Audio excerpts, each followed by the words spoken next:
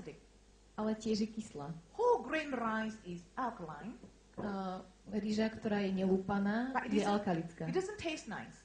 ale nechutí. So a lot of people don't take whole grain rice. Preto veľa ľudí nelúpanú rýžu nie je. What about the milk? A čo také mlieko? A lot of people believe milk is nutritious. Veľa ľudí si myslí, že mlieko je veľmi výdatné energie. Contains a lot of calcium, Má veľa vápnika, contains a lot of protein. veľa proteínov, Yes, it's good. je veľmi dobré. But don't forget it's acidic. Ale nezabudnite, je tiež kyslé. But if milk can give you a lot of calcium, Ale mlieko vám môže dať veľa vápnika, then we will not have osteoporosis in Europe. Tak by sme nemali osteoporózu v Európe, We will not have osteoporosis in Australia nemali by sme osteoporózu v Austrálii, and New Zealand na Novom Zélande and United States. a v Amerike. Because these countries, they are giving a lot of milk to the people. Pretože v týchto krajinách ľudia požívajú veľa mlieka. But if you look at China, Ale keď sa pozriete na Čínu, you look at India Indiu and South Africa, a Južnú Afriku, very little osteoporosis. je tam veľmi málo osteoporózy. It's a very poor country, Sú to veľmi chudobné krajiny, but they eat a lot of plants protein ale jedia veľmi veľa proteínov z rastlín and take a lot of plant calcium, a tiež veľa vápnika z rastlín, especially in Africa. Hlavne v Afrike.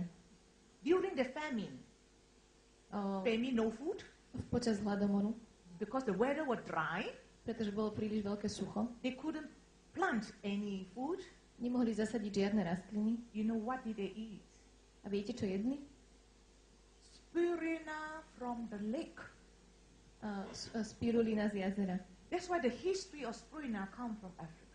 Práve preto je história pochádza z Afriky. The ladies collect spirulina and make into cakes.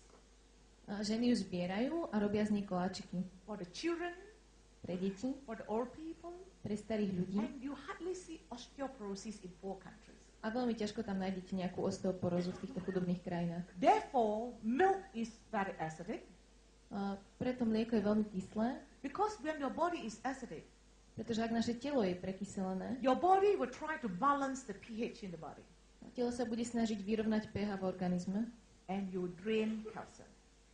a budete strácať kalcium. So your calcium come out from the bone Takže vaše kalcium odíde z kosti to the blood circulation system do krvného obehu, to balance the pH.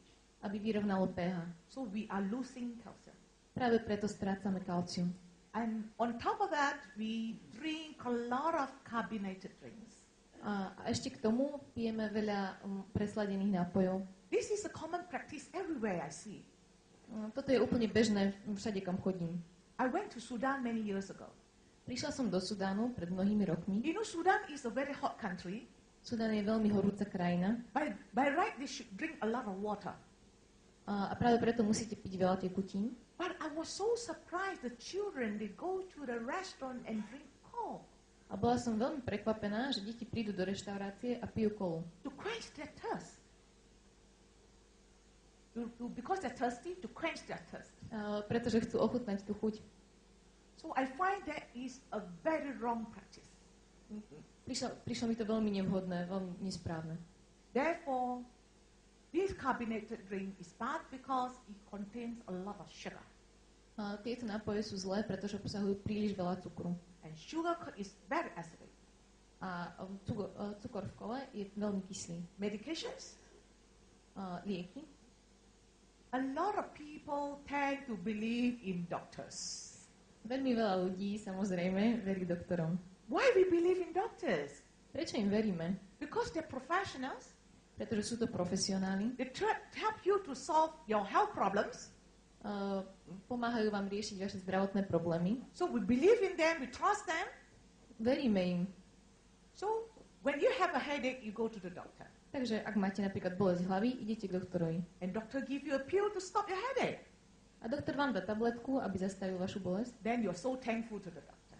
A ste mu samozrejme veľmi vďační. So therefore, every pill that doctor give you, Až na to, že každá tabletka, ktorú vám doktor dá, you will take it. zjete ju, even the antibiotic has to be taken at 12 o'clock midnight. You will get up and swallow the antibiotics. a dokonca až tak, že v noci sa zobudíte kvôli tomu, aby ste si dali antibiotikum. Yesterday, I was in the place, have A seminar, a lady with full of pills. včera sme boli na jednom Anyway, mieste yesterday we had a seminar. na seminári a bola tam žena, ktorá mala plné ruky tabletiek. A lady stood up. Tá pani sa postavila She could not explain what's wrong with her. a nevedela povedať, čo je vlastne s ňou zlé, čo je v neporiadku. But the medication, she said, Ale tie lieky, povedala, one handful. mala ich plné dlane. She knows the pills are bad for her. Vedela, že tie tabletky nie sú pre ňu dobré, She dare not throw away. ale nevyhodila ich. Because in case she throw away, something happened to her body. Pretože verila, že ak ich vyhodí, niečo sa jej stane. That is the problem with people today. To je ten problém dnešných ľudí. But the pills, not only the side effects, Až na to, že tabletky majú aj vedľajšie efekty, it will affect your liver, majú vplyv na vašu pečeň, it will affect the kidney, ale tiež vaše obličky it's also acidic. a sú samozrejme tiež kyslé. And the worst of all is stress. A ďalším z problémov je stres. And a few days ago, my seminar, one of the interpreter, Pred niekoľkými dňami na mojom seminári bol jeden prekladateľ. she's a doctor. Ona je doktorka. She told me that she ate very healthy food. Povedala mi, že požívala veľmi zdravú potravu. How come she has cancer? Až na to, že ako sa mohlo stať, že má rakovinu. I told her what is her profession. Spýtala som sa jej, aké je jej povolanie. And she told me she's a doctor. Povedala, že je doktorkou. Very stressful.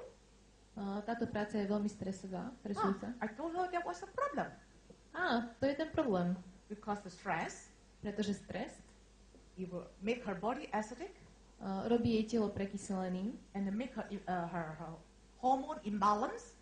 a jej hormóny sú v imbalancii And she had cancer in the ovary, a má rakovinu vaječníkov. which is a hormone-inducing problem. A práve táto rakovina je indukovaná disbalanciou hormónov.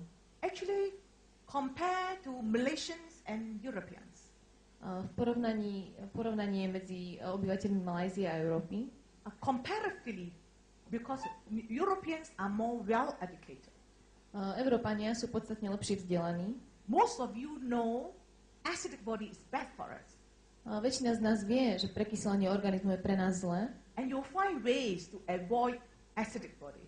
a vieme nájsť spôsoby, ako sa vyhnúť tomuto prekyseleniu. But why you are scared of acidic body? Ale prečo sa bojíme prekyselenia organizmu?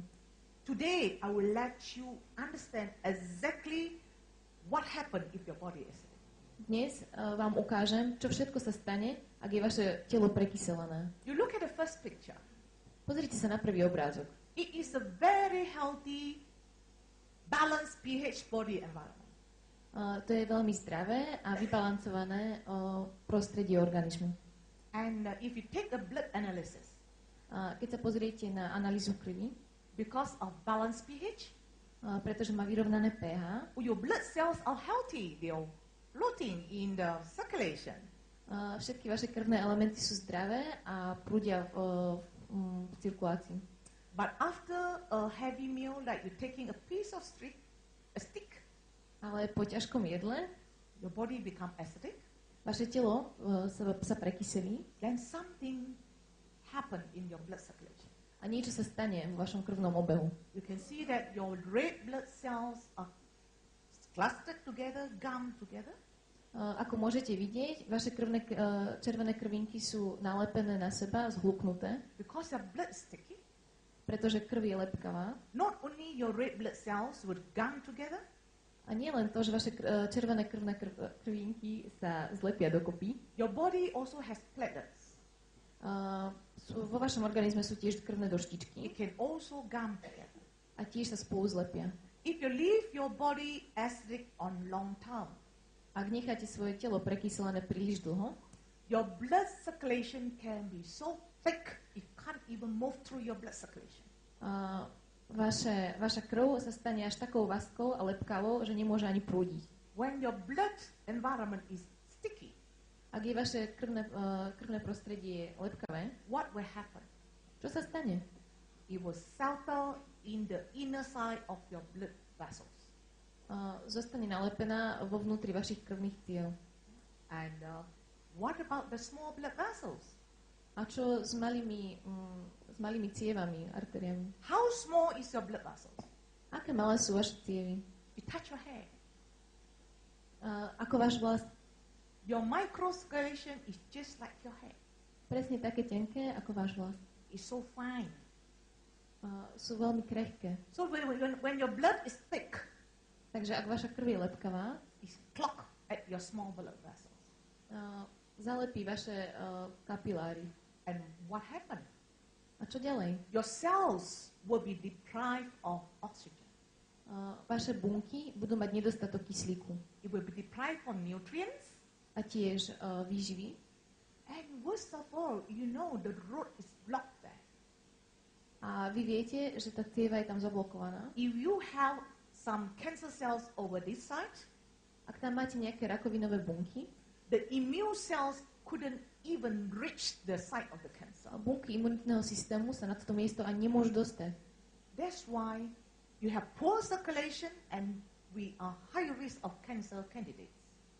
Práve preto, ak máte znížené prekrvenie, je veľmi pravdepodobné, že sa u vás vyvinie rakovina. And worst of all, A najhoršie zo všetkého, the toxins that has been accumulated in the cells, toxíny, ktoré sa nahromadili v týchto nezásobených bunkách, you cannot remove it. nemôžete ich dostať preč. So this group of cells will degenerate Táto skupina buniek teda degeneruje and become sick. a stane sa chorými. This is the reason why majority of the people, A toto je dôvod, prečo väčšina ľudí, about 90% of the people, viac než 90% ľudí, we can look healthy, vyzeráme síce zdravo, but we have no symptoms. nemáme žiadne príznaky, We have a lot of sick cells in the body. máme však príliš veľa chorých buniek v organizme. We call this pre-inner state of health. Voláme to Before you have symptoms, before you are sick. predštádium choroby. Yeah. So nobody is 100% healthy. Žiadne telo teda nie je 100% zdravé. So I want to touch on the common health problems today. Poďme sa teda rozprávať o bežných zdravotných problémoch. High blood pressure. Vysoký krvný tlak. Is high blood pressure a disease? Je vysoký krvný tlak vlastne choroba? No. Nie. It's only a symptom. Je to len príznak. When you go to doctor, doctor say you have high blood pressure. Ak idete k doktorovi, doktor povie, ste hypertonik, It's because your blood is sticky. pretože vaša krv je lepkavá, You have a lot of blockage in your capillaries, máte veľa drobných blokácií v kapiláriách and your arteries can be hardened. a vaše artérie zhrubnú v stene. Therefore, you have high blood pressure. Práve preto máte vysoký krvný tlak. But when doctor tell you you have high blood pressure, Ale ak doktor vám povie, že máte vysoký krvný tlak, most of us are not worried. väčšina z nás to nejak nerozčúli. Because when you go to the doctor, Pretože ak ideme k doktorovi, doctor will give you a pill. doktor nám dá tabletku. And that pill will dilate your blood vessels. Táto tabletka rozšíri vaše cievy Then your blood pressure will drop. a krvný tlak klesne. Then we are very happy. A potom sme veľmi šťastní. Because doctor has solved our problem. Doktor